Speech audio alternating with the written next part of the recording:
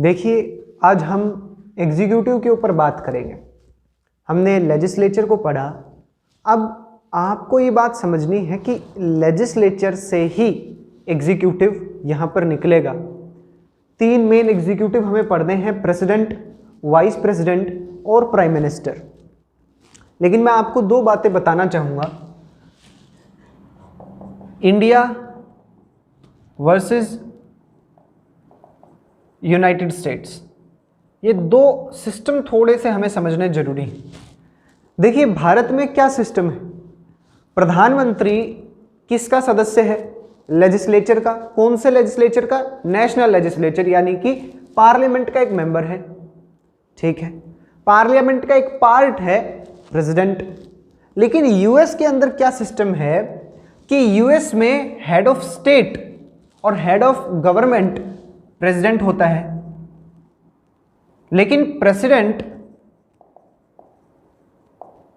Is not answerable to the house, यानी कि उनकी कांग्रेस जो है, हाउस ऑफ रिप्रेजेंटेटिव्स और सेनेट के प्रति इसकी जवाबदेही नहीं होती है। इंडिया के अंदर जवाबदेही है, लेजिस्लेचर से ही निकलता है प्रधानमंत्री, यानी कि हेड ऑफ गवर्नमेंट लेजिस्लेचर का पार्ट होता है। यहां पर लेजिस्लेचर का पार्ट नहीं है प्रेसिडेंट। यूएस जिस चीज को फॉलो करता है वो है doctrine of separation of power. Separation of power यानी कि एग्जीक्यूटिव और लेजिस्लेचर बिल्कुल अलग अलग होंगे इसमें। लेकिन भारत में सेपरेशन ऑफ पावर तो है। भाई, एग्जीक्यूटिव का काम क्या है? देखिए, लेजिस्लेचर का काम इंडिया के कॉन्टेक्स्ट में देखें तो लेजिस्लेचर का काम है कि लॉ बनाए, पॉलिसीज बनाए। एग्जीक्यूटिव का क्या काम है कि एग्जीक्यूटिव पॉलिसी बनाने में मदद करे और उन पॉलिसीज को इंप्लीमेंट करे। ठीक है, जुडिशरी का क्या काम है कि किसी भी डिस्प्यूट की सिचुएशन के अंदर ये उस मैटर को सोल्व करवाए। ये इंडिया में सिस्टम है।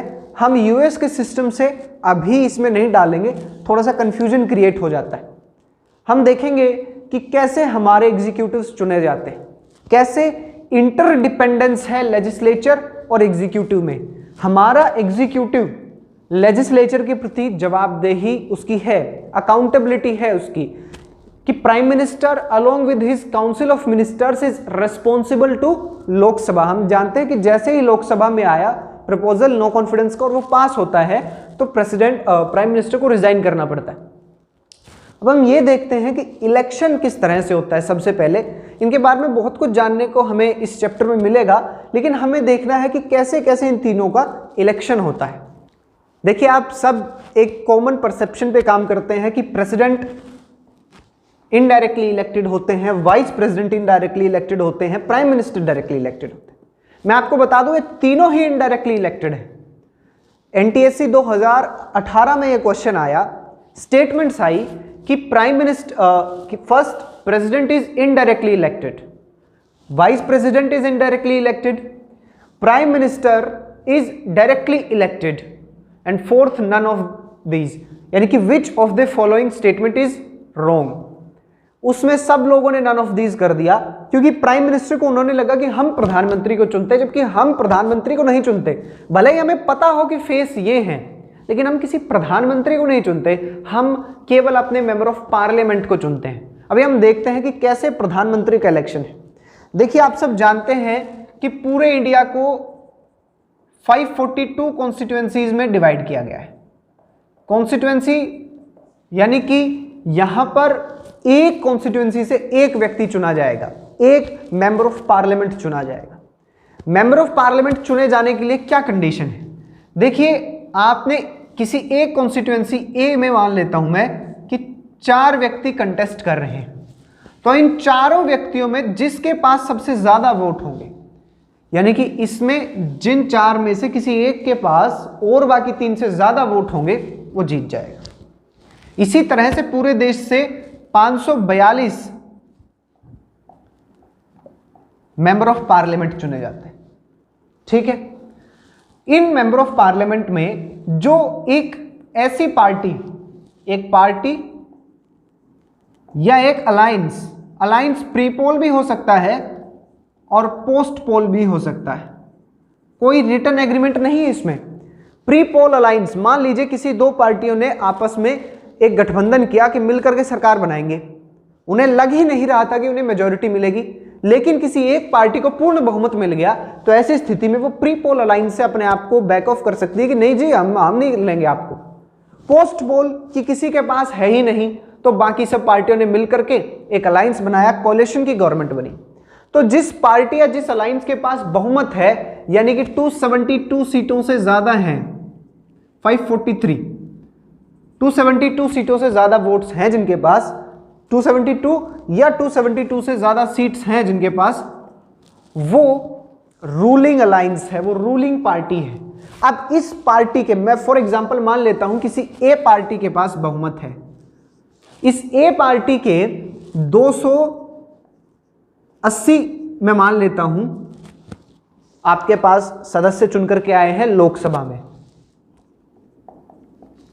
लोकसभा में आ गए, तो अब ये लोग मिलकर के अपने संसदीय दल का नेता चुनेंगे। जैसे स्टेट लेजिस्लेचर में भी ऐसे ही होता है कि चुनकर के विधायक आएंगे और वो अपने विधायक दल का नेता, रूलिंग पार्टी के विधायक अपना एक नेता चुनते हैं वहां पर इनडायरेक्टली।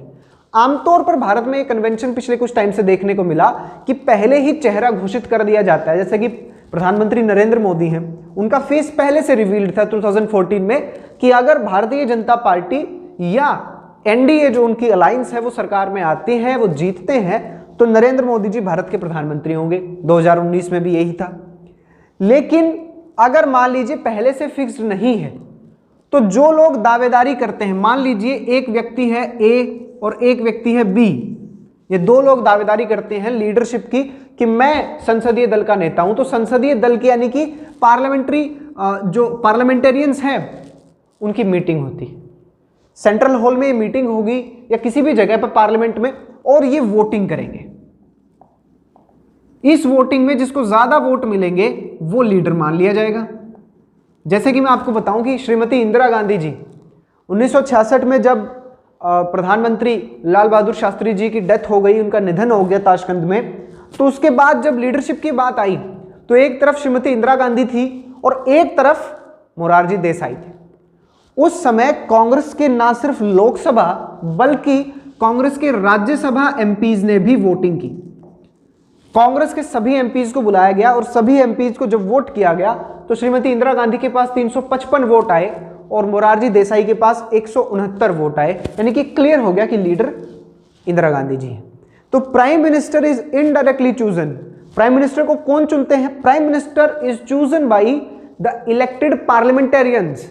जो पार्लियामेंटेरियंस यहां से जीत करके गए हैं, चुन करके गए हैं, वो अपने संसदीय दल का एक नेता चुनते हैं जो प्रधानमंत्री बनता है। ठीक है। वाइस प्रेसिडेंट की अगर हम बात करें तो इनसे पहले एक बार हम प्रेसिडेंट को देख लेते हैं। प्रेसिडेंट का सिस्टम, ये आपको पता है कौन सा सिस्टम है? ये सिस्टम है first past the post system. First past the post system है। अगर हम इस सिस्टम की बात करें प्रेसिडेंट वाले सिस्टम की, तो प्रेसिडेंट के इलेक्शन में proportional representation with single transferable vote system. हालांकि मैंने पूरा पढ़ाया है लेकिन फिर भी मैं आपको एक बात बता देता हूं कि इसमें क्या पैटर्न होता है। सबसे पहले एक कोटा डिसाइड किया जाता है। एक कोटा होता है वोट्स की, इतने वोट्स मिलने। इसके अंदर total votes divide by number of persons to be chosen +1, और फिर इस सारे में ही एक जोड़ करके कि इतने वोट जिस व्यक्ति के पास आएंगे वो जीतेगा। मैं एक एग्जांपल के लिए मान लेता हूं कि 100 वोट हैं 100 और हमें एक ही व्यक्ति को राष्ट्रपति चुनना है, तो 1 + 1 + 1 माने कितना बन जाएगा? 50, क्योंकि ये 2 हो जाएंगे। 50 + 1 यानी कि 51। इस कोटा का फायदा क्या है? देखिए, कोटा का फायदा यह है कि ये कोटा, इस कोटे का फायदा समझिए ध्यान से, कि ये कोटा उतने नंबर ऑफ वोट्स बता देता है जिनसे केवल रिक्वायर्ड वैकेंसी भरी जाए। 51 वोट केवल एक व्यक्ति को चुनना है, तो इसने कहा कि 100 में से 51 वोट जिसको मिले उसे चुन लो। एक ही व्यक्ति चुना जाएगा। क्या किसी दूसरे व्यक्ति को 51 वोट मिल सकते? नहीं, क्योंकि अब वोट कितने बचे हैं? 49। अगर यहां और कुछ होता, मान लीजिए 4 लोग चुने जाने होते तो 21 वोट मिल जाते, तो 21 वोट केवल 4 ही लोगों को मिलते। इस तरह का सिस्टम हमने राज्यसभा में भी लगाया है। अब मान लीजिए 51 वोट चाहिए, single transferable vote preferential system पर चलता है। देखिए क्या है, मान लीजिए 4 लोग खड़े हैं इलेक्शन में, A B C D, A B C D 4 लोग हैं। अब मेंबर ऑफ पार्लियामेंट को क्या दी जाती है? स्लिप दी जाती है। देखिए इनके प्रेसिडेंट के इलेक्शन में कौन कौन लोग पार्टिसिपेट करते हैं? प्रेसिडेंट के इलेक्शन में पार्टिसिपेट करते हैं एमपीज और एमएलए। अब यहां पर 70th अमेंडमेंट एक्ट 1992, 70वां संविधान संशोधन 1992 क्या कहता है कि दिल्ली और पुदुचेरी जिनके पास लेजिस्लेटिव असेंबलीज हैं वो लोग भी राष्ट्रपति के चुनाव में राष्ट्रपति के इलेक्शन में वोटिंग करेंगे। यानी कि स्टेट्स का मतलब, यानी कि member of legislative assemblies of states का मतलब आ जाएगा वो लोग जो दिल्ली और पुदुचेरी की लेजिस्लेटिव असेंबली के मेंबर हैं वो भी इन्हीं स्टेट्स में इंक्लूड होंगे। देखिए आपको पता है, सबसे पहली बात तो ये क्लियर है कि सभी मेंबर ऑफ पार्लियामेंटेरियंस, देखिए मतलब सभी मेंबर ऑफ पार्लियामेंट, लोकसभा के एमपी चाहे राज्यसभा के एमपी, वो दोनों वोटिंग करेंगे प्रेसिडेंट के लिए। मेंबर ऑफ लेजिस्लेटिव असेंबलीज और लेजिस्लेटिव काउंसिल्स ऑफ हुम स्टेट्स। अब स्टेट्स के एमएलए और MLC, member of legislative council, कई स्टेट्स में काउंसिल भी है, 7 स्टेट्स ऐसी हैं जहां काउंसिल भी है, वो दोनों वोटिंग करेंगे।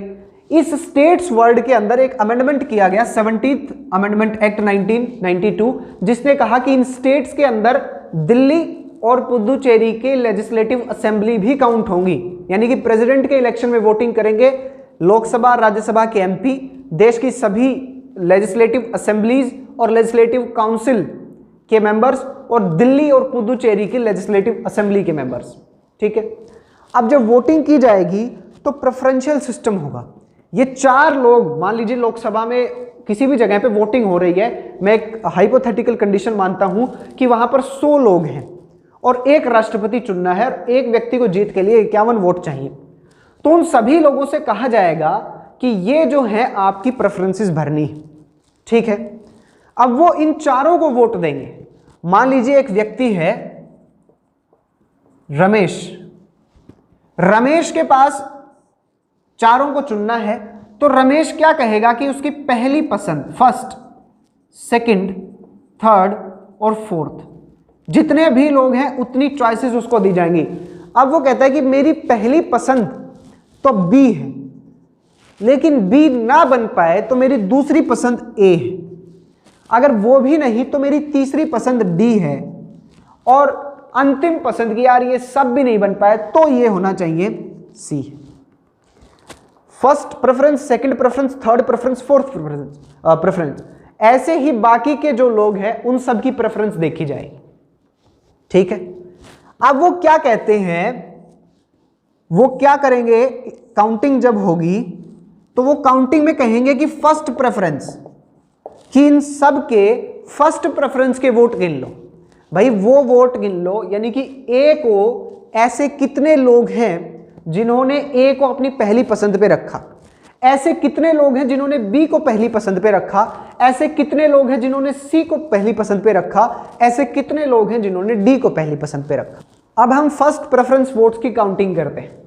मान लेते हैं कि ए को 30 लोगों ने पहली पसंद पर रखा, बी को 40 लोगों ने पहली पसंद पर रखा, सी को 20 लोगों ने पहली पसंद पर रखा, और डी को 10 लोगों ने पहली पसंद पर रखा।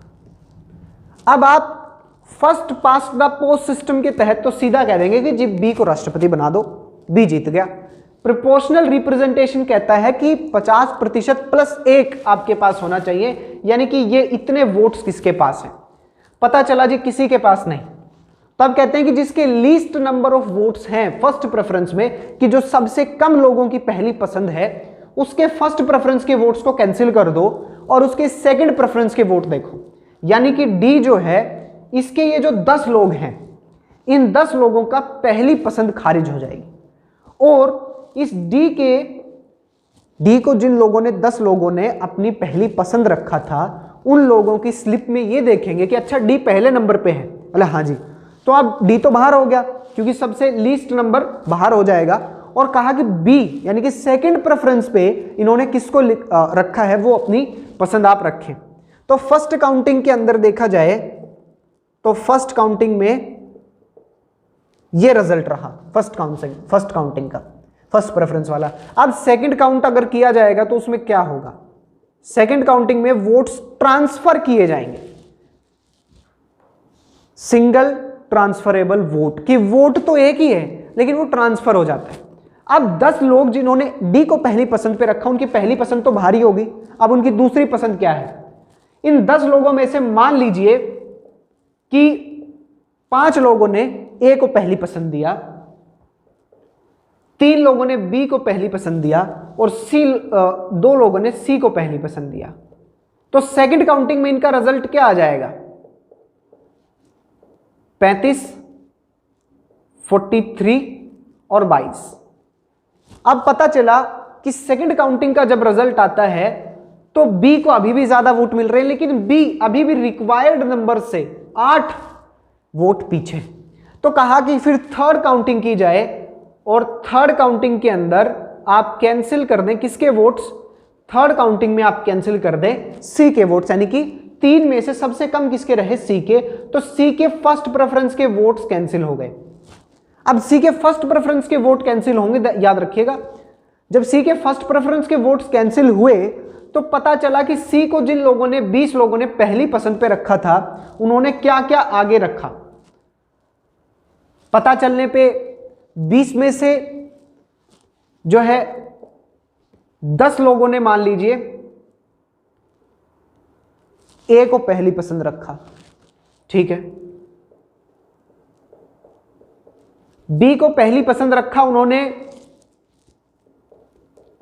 5 लोगों ने, और 5 लोगों ने डी को पहली पसंद रखा था, लेकिन डी क्योंकि बाहर हो गया है तो डी को तो काउंट ही नहीं किया जाएगा।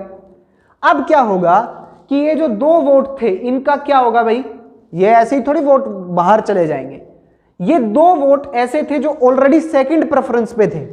याद रखिएगा, सी को 2 वोट ऐसे मिले थे जो सेकंड प्रेफरेंस के थे, यानी कि 2 ऐसे लोग थे जो पहले नंबर पे तो डी को चाहते थे लेकिन दूसरे नंबर पे सी को चाहते थे। तो अब इनके थर्ड प्रेफरेंस के वोट देखे जाएंगे कि तीसरे नंबर पे ये किसको चाहते। पता चला ये तीसरे नंबर पे ए को चाहते, ठीक है। तो जब ए के वोट्स काउंट किए जाएंगे तो ए कितने वोट्स पे आ जाएगा, 35, 45 और 2। देखिए उसको हम थोड़ा सा बड़ा करके दिखाते हैं आपको। ए, बी, सी और डी। हमने देखा कि ए के पास फर्स्ट प्रेफरेंस में 30 वोट, बी के पास 40 वोट, सी के पास 20 वोट, डी के पास 10 वोट। जब फर्स्ट प्रेफरेंस की काउंटिंग हुई तो डी सबसे लीस्ट थे, इसलिए डी को एलिमिनेट किया गया और डी वाले इन 10 लोगों की सेकंड प्रेफरेंस को देखा गया। इन सेकंड प्रेफरेंसेस में हमने देखा कि 5 लोगों ने फेवर किया ए का और 3 लोगों ने फेवर किया बी का और 2 लोगों ने फेवर किया सी का। अब हमने काउंटिंग की तो इनके 35 बने, इनके 43 बने, 22 वोट्स बने। अब सी सबसे कम है तो सी को बाहर किया जाएगा, लेकिन ये बात देखने लायक है कि सी के ये 20 वोट उनकी फर्स्ट प्रेफरेंस है, यानी कि इन 20 लोगों की पहली पसंद सी थे, तो इनकी दूसरी पसंद क्या है, और मैं मान लूं कि इनकी दूसरी पसंद 10 और 10 है, या मान लेते हैं 5 है, और 5 वोट डी के पास थे लेकिन डी ऑलरेडी एलिमिनेटेड है, ठीक है। अब ये दो लोग जो हैं, इन 2 लोगों की दूसरी पसंद सी थे, लेकिन इन दो लोगों की तीसरी पसंद क्या है। हमने देखा कि तीसरी पसंद ए, तो ए के टोटल वोट बनते हैं 47 और बी के टोटल वोट बनते हैं 48। अब केवल 2 लोग बचे और 2 लोगों में से ए के कम वोट्स हैं, ए को जो है रिमूव कर दिया जाएगा और इनके सेकंड प्रेफरेंस, यानी कि अब ए जैसे ही रिमूव हुए तो ए के 30 वोट सेकंड प्रेफरेंस में जुड़ेंगे ए में, 5 थर्ड प्रेफरेंस में जुड़ेंगे और 10 फोर्थ प्रेफरेंस में जुड़ेंगे और बी जीत जाएंगे। अगर पहले इन प्रेफरेंसेस में ए के ज्यादा वोट बन गए होते, यानी कि या तो ए ने 51 वोट प्राप्त कर लिए होते या ये सिचुएशन रिवर्स होती, यहां 48 होते यहां 47 होते, तो बी को रिमूव कर दिया जाता। इस तरह का सिस्टम यहां पर रहता है। देखिए इनडायरेक्ट इलेक्शन की बातें जहां पर है, वाइस प्रेसिडेंट के केस के अंदर सेम टू सेम है, लेकिन वाइस प्रेसिडेंट का इलेक्शन में वोटिंग सिर्फ मेंबर ऑफ पार्लियामेंट करेंगे। रीजन क्या है? देखिए प्राइम मिनिस्टर को आपने पूरी पावर दी, आपने पार्लियामेंट्री फॉर्म ऑफ गवर्नमेंट अपनाई, आपने प्रेसिडेंट को नॉमिनल हेड बनाया, नाम चारे की उनको पावर दिया, आपने दिखाने की पावर दी, असली पावर प्रधानमंत्री के पास है। ऐसे में अगर आपने प्रेसिडेंट को डायरेक्टली इलेक्टेड बना दिया होता लोगों के द्वारा, तो वो हायरार्की में तो ऊपर ही है, वारंट ऑफ प्रेसिडेंस में तो ऊपर है, और लोगों ने डायरेक्टली चुन लिया होता तो वैसे भी प्रधानमंत्री से ऊपर चले जाते, तो प्रधानमंत्री की सलाह क्यों मानते फिर वो? तो सिस्टम में बैलेंस बनाए रखने के लिए देखिए मैं आपको बताऊं,